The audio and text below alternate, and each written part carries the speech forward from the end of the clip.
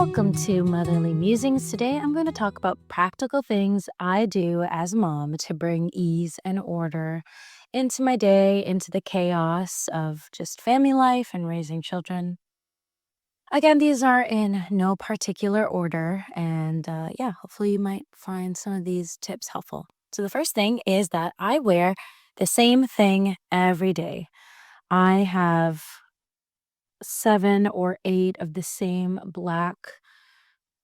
specifically black swing dresses that I wear every single day. And the reason why it's black in particular is because kids are messy. I'm a messy person, as in, I have a tendency to spill a lot of things on myself, or when I'm cooking, things just kind of, splatter and get everywhere. So, black is the best color to wear to hide stains and, things like that. And also, I always just found it a little, I always felt guilty whenever, the kids would get me dirty or they would wipe on me unintentionally, getting me, stained.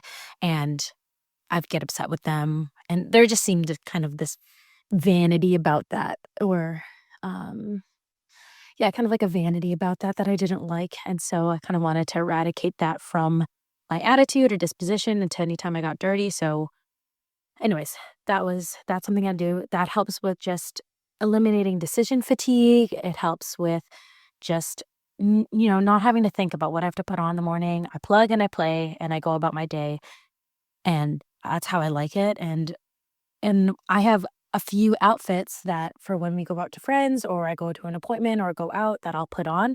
And so it obviously mixes it up a little bit, and that's fun. But on a regular basis, when I'm at home and I just need to be doing my duty of the moment, I really don't need to look super fancy. I want to look good. I want to look clean, which why wearing black also helps. You don't look very clean when you have stains all over yourself. And so I just find that really works well for me. And and I think that's been just really helpful to kind of just not have to think about that in a day. Next thing is having good systems, which goes along with being minimal. I'm a pretty minimal person, or at least I try to be. I work pretty intentionally and diligently at decluttering and organizing things in a manner where it's easy to find, easily accessible. Something An example of this is that I don't really fold any laundry. I don't fold laundry and put it in drawers or anything like that. There's some things I fold, like towels, for example, just because 'cause they're in a smaller space, and so they kinda need to be a bit more orderly. But, for example, I don't fold a single one of my kids' clothes. They have bins that they have designated bins on a bookshelf. Each kid knows which shelf is theirs, and it's just one bin for pants and one bin for tops. And when I do laundry, as I'm sorting, I just restock their bins, and um I'm not folding anything at all. Same thing for my clothes. I don't fold anything. I have my own respective bin of all my black dresses and leggings that I wear. That's my top and that's my pants, and that's all I wear. And um, we have closets upstairs for things that need to get hung, but that's kind of it. Even my husband, same thing. Pants. He has taught like because, and I mean, there's if you're somebody who likes various varying pieces of your wardrobe, maybe that doesn't work for you. But I'm a pretty just a straightforward person. I don't like my outfits being overly complicated. I don't really like to think about them. And I have enough things on my plate to think about. So definitely my outfits are one of the last things I'm kind of thinking about. So that's an example of just having good systems, having places where you put things, um, and especially keeping like toys pretty minimal and things like that. We don't have a ton of different kinds of toys. And I try to limit a toy to whatever container that it's in. I try not to go beyond. If I pick a designated container for a certain kind of toy, so for example, cars, once that bin is filled up, then either I declutter cars to put more in, like newer ones or ones that they like better, or I just reject new ones that come in that I don't think the kids would like as much. The next thing I would recommend is being content with 80%. By this, I mean that I guess it just depends on who you are, but I'm kind of somebody who sometimes can be a little bit over obsessive of getting everything right or back in order or how I would like it 100%. And that's one that's just kind of a lot and overwhelming and can often be unrealistic. And two, you actually just don't really need it to be 100%. It doesn't it kind of makes marginally of a different margin a marginal a difference doing 80% or cleaning up 80% of the living room versus 100%. Where, for example, some things that just don't matter. So, for example, cleaning up in the living room, it's like, you can put every single piece of toy away, or you can do most of it and leave the toys that you know that they're gonna probably play with the next day anyway, and it's gonna kinda look the same way within an hour of them waking up, than trying to make an effort to put every single bit of piece of thing back where it belongs. I kinda like to do this in an orderly fashion though, as in I I'm okay with there being more of a mess or more things to pick up if they're all the same thing, if that makes sense. So, if there's a lot of toys on the floor, I'm okay with I'm okay with, there's still kind of like a pile of purely just Legos that are left, and I pick up, the other random bits of toys of Lincoln Logs or stuffed animals or something like that, and so all that's left is one singular toy, and, well, the reason why I'm okay with that is because it's one thing, it's one straightforward thing, and the next day, they're probably gonna play with Legos anyway, so that's gonna get taken out, and so it's not really a big deal. Excuse me. It's not really a big deal if it ends up being left out. The next thing and the next tip, I would say that I find helpful is setting a timer. So, especially after at the end of the day or even in the middle of the day or when you're cooking or whatever thing that you're doing, sometimes if you account for everything that's around you, like you're looking at everything, it can be kind of overwhelming, especially at the end of the day. And at the end of the day, I'm sure you're tired. I'm sure that like picking up the house is kind of the last thing you want to do. You kind of just want to sit down and kick up your feet, which obviously you're free to do. But if it brings peace and order to your home, then I would like, and it does for me, and it kind of just sets me up for success for the next day. This is what I like to do is, start in whatever room and dedicate 3 minutes or 5 minutes, whatever amount of time I'm comfortable, cleaning up for the next little while. Maybe that's 10 minutes. Then I'll divide 10 amongst the three different rooms um, that I need to pick up. I mean, my home is also not very large, so that's kind of easier to do. But anyways, but essentially, I set a timer and I just do whatever I can in that amount of time in that timer. And when that timer goes, I'm done. And at that point, because of the way that the systems I have in my home and things are pretty minimal, by the time the timer goes, I usually am at 80% anyway. And I've heard, and I believe there's studies that show that, you know, when you just do something, when you just do something for 1 minute, and if you didn't really want to do it, you weren't motivated to do it. If you do it for at least 1 minute, then and you force yourself to do it for that 1 minute, then your brain kind of submits and goes, okay, it's actually not that bad. And I think that's kind of where the issue sometimes lies is just the initial, like getting yourself up and just doing it and not working it up in your head that it's all this big deal and there's so much. It's like just focus on the 3 minutes, focus on the thing that's in front of you, and don't think about the whole picture. Just focus on this tiny little facet that you have to do. And then you just, you know, tick off 3 minutes at a time. And by and by the time you get to 9 minutes, like mostly everything is done. And hopefully you have your home. You have to get your home to a place where after that 9 minutes, it's decently picked up and it's decently um organized that you're content with that. And yeah, then you can go and kick up your feet and relax. So that would be one of my other tips. Another tip would be having a routine and a schedule. So something that I feel really blessed by, and I think something that really helps with just having a lot of children and having them pretty close together. Currently, I'm pregnant with our fifth, and our children are four, four, four under four. We have four, four and under, with our fifth on the way in the fall.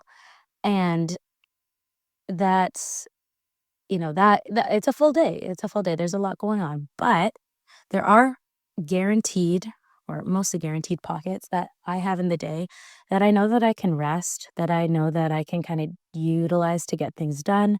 I typically nap or rest in those times, which would be quiet time in the middle of the day. That's between 1:30 to 3 in our home amongst all the children. Like my youngest currently, our youngest currently is uh, almost 11 months old, and yeah, they all nap at the same time. And so I have that guaranteed spot, and then the kids are all down by basically 7:30, definitely by 7:30, everybody's asleep and in bed, and from 7:30 to when my husband and I go to sleep, that's free time for us to, um, do things that we'd like to do, to relax, to catch up with one another, to, yeah, just, like, do things in the day that we haven't been able to do, and that's a huge blessing to, like, know that that's gonna be there to and obviously, it's not perfect all the time. I mean, obviously, there's times when kids are sick, times when kids need something, there's interruptions, but they're not up, and they're not going to be up for long periods of time in the evening. Um, and, yeah, just knowing that those times are there can be really motivating, can bring assurance, and when, it already seems like a long day, you can kinda say to yourself, "Look, like, push through, have joy, have patience," like, it's really just an hour more until they're in bed, and then you can relax, and, it's not that hard, and so, having those things, having those routines and those schedules kind of there help to really, I think, um yeah, really help to just mitigate, the overwhelm and the feeling like you're kind of running on empty or you're often without, because you're not. Hopefully in well, at least for me, like, I'm not. I feel like I do have times to reset, to, do things that I enjoy, to do hobbies, to catch up with my husband, and to relax, and those things I think are really important to have, to pray especially, and those things are really, really important to have when you are kind of on most of the day, and there is a lot going on, and your children need you, and you're demanded to do a lot of things. Having those moments that you know that you can kind of rest and, rest with your spouse, rest with yourself, rest with the Lord, I think are really key. The final one, or I don't know if this is a tip, but would be selective of what you say yes to. In this season in life, in this stage in particular, I find that we don't commit to a lot. And that's partially because one, I don't really feel, and I don't think Lincoln really feels, my husband doesn't feel like there's a lot of things around us that are worth investing our time in. And if we're going to be honest, there actually isn't a lot of things that are worth investing our time in. Um, as in, you kind of, especially when your time is limited, you have to be pretty selective of who you invest in, what you're investing in, and asking yourself, are the things that you're doing and the things that you're committing to and the ways that you're spending your time, are they bringing you closer to your goals or not? And what are your goals? And if you don't have goals, well, you need to figure out what your goals are. But those are important things to kind of keep in check and keep in mind when it comes to committing and doing things or inviting people over. There was a We've currently been in a season of no, is what Lincoln and I are calling it, where from the beginning of the new year, so January up to till Easter, we weren't committing to anything. And Like, we weren't I mean, and we were obviously getting together with close friends. We'd get together with a few close friends. We don't have many close friends, but we'd get together with obviously those couple close friends that we have, to maintain that relationship, and those were relationships that were worth spending and investing in and were life-giving. And so we continued that, but in terms of groups that we joined or, meetings or anything like that, inviting engaging in new friendships, we put a hold on that. And that's kind of just given me a realization of how much, sometimes we just fill life. We're just filling life with stuff because we think it might be good. We think there's like a goodness there, cultivating new friendships. You're not really close to this person, but you invite them over anyway for semi regularly to just hang out, and maybe it's to be polite, and maybe it's to please people, or maybe you feel some sort of obligation to do that. But I think I've really just realized in this time and in this season that, like, my what's most important right now for me, or I believe what's important to me, and I guess you have to determine that for yourself, but is really just investing in the long-term vision of my family and my marriage and my own personal growth and holiness and the kind of woman I want to be ultimately at the end of the day. And with already the amount of things that are kind of like on my plate at this point in time, there's not a lot of things that are really helping to elevate that, and maybe that's an issue with kinda just where we're at and with, the lack of community in which we have, and maybe just feeling, yeah, like we're not really being poured out into, and we don't have people around us to do that. Maybe if we were in a different place and there was more available to us, then maybe that would change. But at this point in time, to me, the really most important thing and the biggest return on investment is my family, is my children, is my marriage, is myself. And I think in this season in particular where our children are really young, there is there is a freedom there. There is, time in this space to really grow in those areas before they're a lot older um, and they have more questions, or, they have their own characters that they're developing that you have to help cultivate and develop, things that are taking them outside of the home and things that will change just the dynamics of the home. Right now, everybody has to kind of be at home. My kids can't drive, my kids can't do anything, like they have to be home. We all kind of have to be home, and everything is kind of facilitated through Lincoln and I. And so, this is actually kind of, I think, a really special season to really be investing in them and their characters, investing in ourselves in preparation for just being more capable parents, more fully able to uh, really take on our role as um, as gifts to us, as their place, as as our home of formation, as being the people who are going to be the primary educators and formers of their minds.